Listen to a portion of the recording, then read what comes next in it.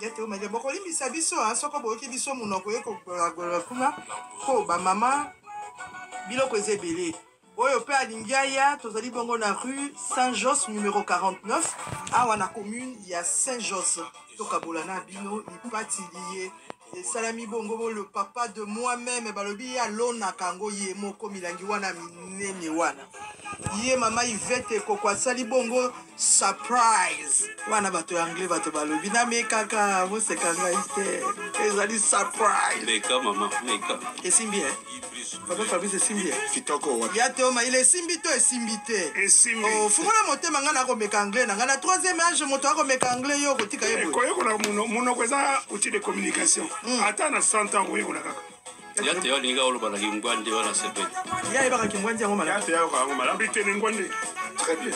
Bana ba pesa mboto ndene Kingwande. Baramo, lokwa bino barala. Do baramo do ya yo. Wana ba ya banoni te. Ngwande basango. Omona bazaka ba. Après central te za te baramo, ni baramo ba. Ni baramo wana. Ni baramo Ngwande siko kotasi. Kotagwansi. Mais si on muno kwa ngoni ndenge la Kikongo ba pera kisango. Kisango. Ah bon? Oui. Et tu vois ça? Au Bana Berberati. Papanza.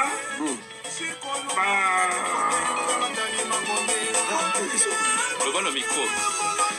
Ah, donc, Kisango, Naki Ngwande, Naki Yakoma, Naki Kwaziri, et ça presque mon. Et ça, le quoi, Kikongo, Kintandu, Kiyombe, bon, Kiyombe, c'est Kintandu, Kiwumbu.